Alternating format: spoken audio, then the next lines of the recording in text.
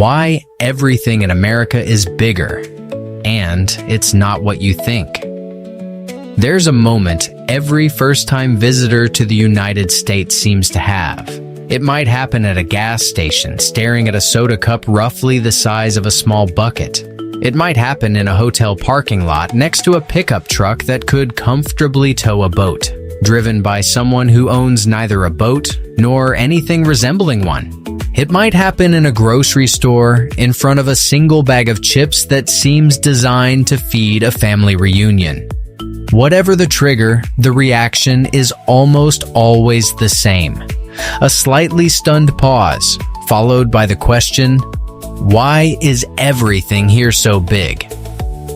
It's such a common enough reaction that entire travel blogs have been written cataloging it, comparing an American gas station coffee to a European espresso, or an American highway lane to a European village street, always arriving at some version of the same bewildered conclusion. Everything is simply scaled up here, as if the entire country were built for a slightly larger species.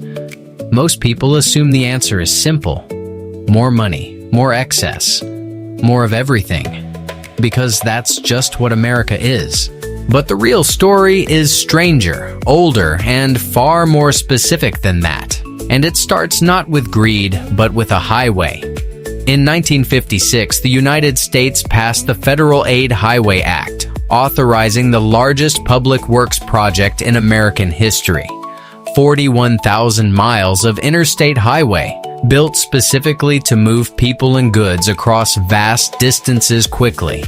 It's hard to overstate what this did to the physical shape of the country.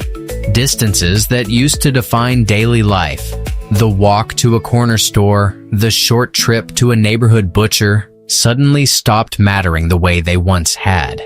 If everything was reachable by car, there was no longer a strong reason to build things small and close together. There was instead every reason to build them big and far apart, because a big parking lot and a wide road could absorb it. Compare that to a country like Japan or the Netherlands, where land has been scarce and expensive for centuries, and you can watch the same basic economic logic produce the opposite result. Narrow streets, compact cars, small appliances, portions sized for exactly one meal. Size in both cases isn't really a statement about values. It's what happens when infrastructure meets available land, repeated over generations. This is the part most people miss. American size didn't start as a cultural preference. It started as a structural response to space. And space was the one resource America had in genuinely unmatched abundance. A country roughly the size of Europe, but with a fraction of the population density, doesn't build the way a country that ran out of room centuries ago builds. When land is cheap and highways are everywhere, there's no real penalty for building a store with triple the floor space, a house with triple the square footage, or a parking lot the size of several city blocks. The absence of a constraint is, in its own quiet way, a kind of permission. Once the highways were in place, business found the incentive to follow. The interstate system gave rise to a completely new kind of American commerce, gas stations, motels, and diners built specifically to serve travelers moving fast and far. And these businesses discovered something important almost immediately. Bigger felt like a better deal. A larger portion, a larger cup, a larger package, all cost the seller only slightly more to produce. But they read, in a customer's mind, as significantly more value for the same visit. This pattern repeated everywhere the interstate touched. Roadside businesses that once might have served a single small town suddenly had access to every driver passing through for miles in either direction. And the ones that grew biggest, fastest, tended to be the ones that could process the most customers with the least friction. Wide lots, big signage visible from a distance at highway speed. And yes, larger portions that made a quick stop feel worth the detour. This is where the now famous American food portion took shape, not as an accident of culture, but as a calculated response to psychology. Researchers who study pricing call this the unit bias, the deeply human tendency to judge a single portion as the right amount, almost regardless of its actual size. Give a person a plate twice as large, filled twice as high, and most will still treat it as one normal meal rather than two, simply because it arrived as a single unit.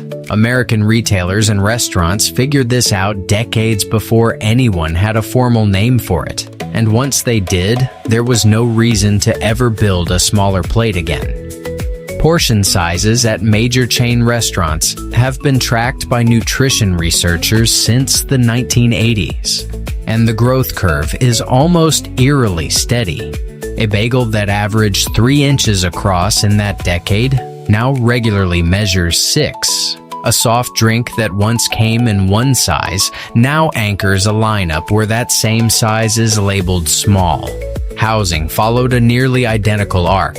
The average new American home built today is more than double the size of a home built in the 1950s, even as the average number of people living in each household has gone down, not up. Suburban expansion, fueled by the same highway system, made land on the outskirts of cities cheap enough that home builders could sell space itself as the primary feature. Extra bedrooms nobody sleeps in most nights, a garage sized for vehicles that keep getting larger, a backyard proportioned less for use and more for the pure visual satisfaction of having one. A larger house became a quiet, widely legible signal of arrival, of having made it, in a culture that has always tied personal worth closely to visible material success.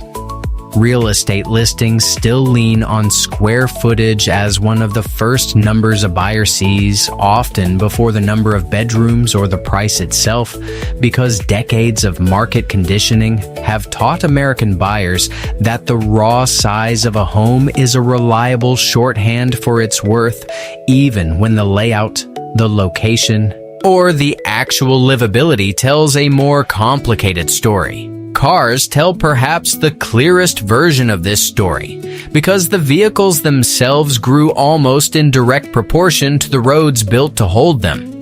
Interstate lanes were engineered wide enough to comfortably carry heavy trucks moving freight across the country. And once roads were built to that standard everywhere, there was functionally no infrastructure reason to keep passenger vehicles small. Pickup trucks.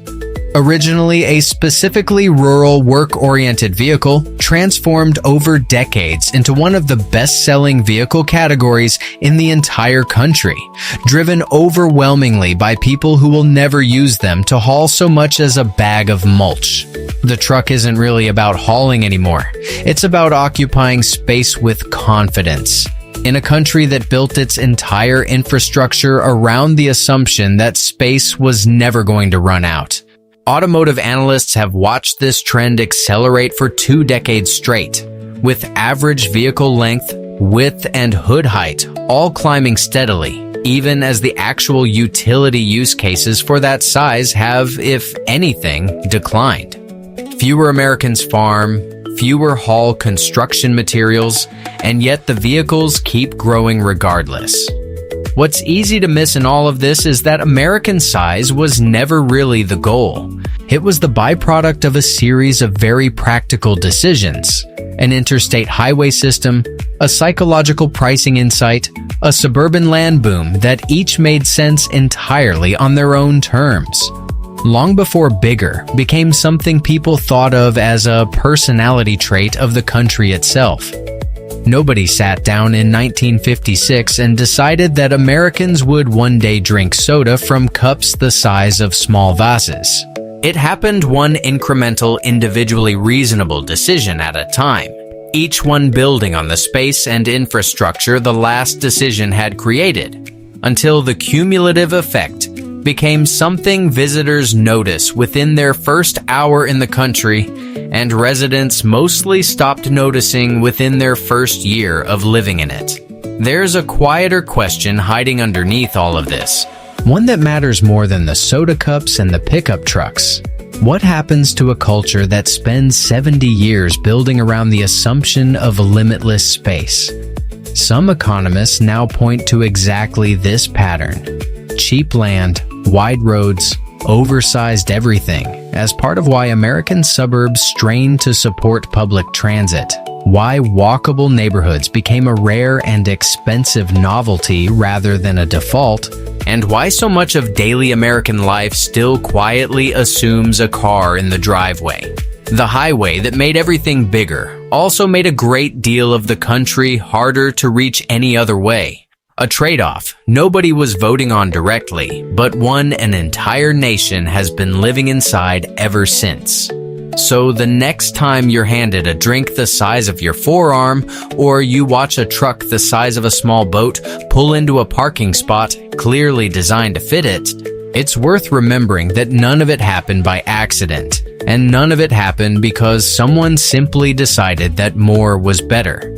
It happened because a road got built in 1956, and everything since has just been architecture catching up to the space that road created. If you're American, you've probably never questioned any of this before today. If you're watching from somewhere else, we'd love to know what struck you as the biggest big the first time you saw it in person. Let us know in the comments and subscribe for more stories about the habits, routines, and hidden logic behind everyday life across the United States. We'll see you in the next one.